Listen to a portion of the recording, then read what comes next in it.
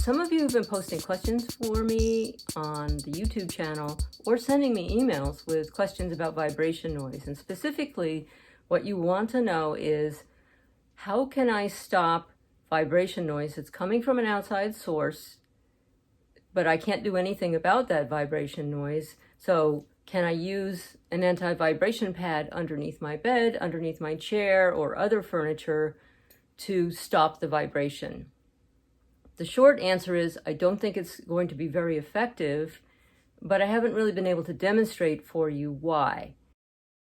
What I'd like to demonstrate for you today, using a coffee machine vibration as an example, is why you need to stop the vibration at the source, and why trying to stop it at the receiving end with something like this underneath your bed isn't going to be very effective.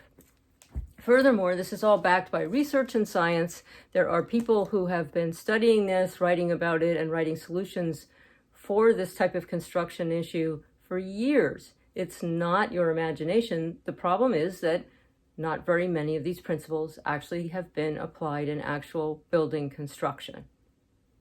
So let's get started. So I'm going to use my favorite decibel meter app, and we're going to focus on the frequency range of the noise, not the decibel levels. The frequency is that smaller number above the decibel reading. First, let's run the coffee grinder with no pads under it and look at the frequencies on the decibel meter app. I'll use the low frequency readings on the app as a proxy for vibration. Low frequency is under 150 Hertz. In this case, the phone is just lying on the table and absorbing the vibrations from the grinder.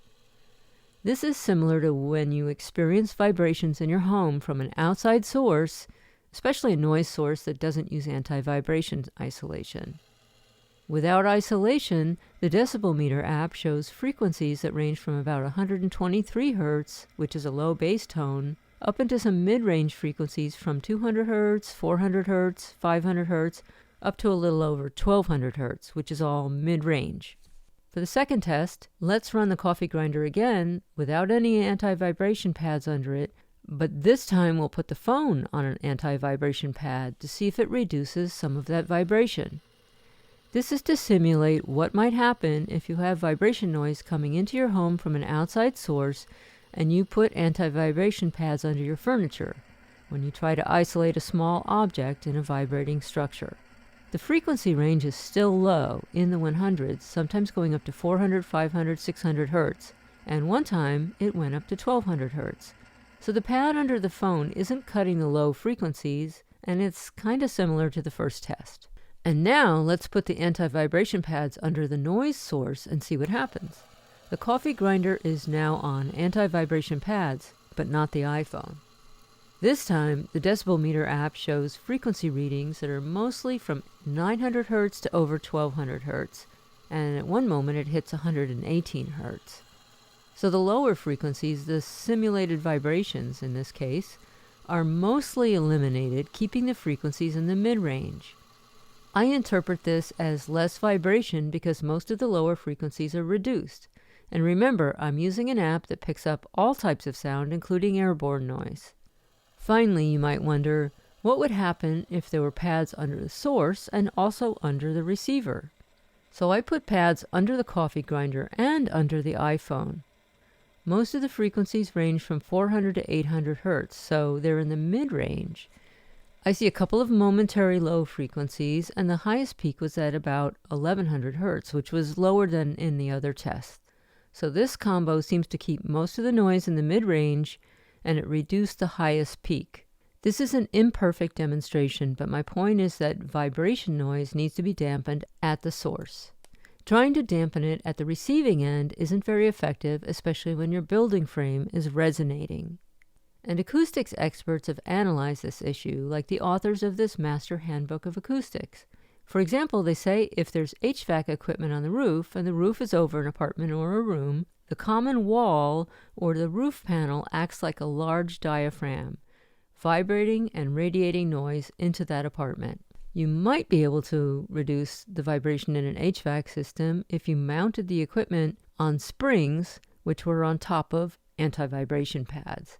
Acoustics experts can recommend the correct type of mass and dampening by calculating the natural frequencies and the forced frequencies of a noise source. But these calculations are outside of my skill set. And noise can also travel through HVAC systems through the ductwork. Talk to an HVAC specialist to investigate the cause of the noise because maybe it's coming through the air ducts. For example, you might be able to insert duct silencers behind the fan. In another video, I talked about the source path receiver model for noise. So if you can't reduce noise at the source, your next option might be to minimize it on the path. In the case of vibration, the path is usually in the building frame, the wall studs, the ceiling, the floor joists, or the ventilation system.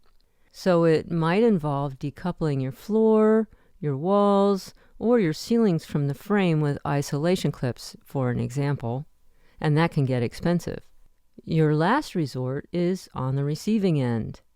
That could mean wearing earplugs or trying to mask the sound with other types of noise. And with vibration, based on what we saw today, it doesn't look like anti-vibration pads underneath your furniture, which is the receiver, will make a noticeable difference. I know this isn't what you wanted to hear, but I hope it answers your questions and gives you new ideas for research.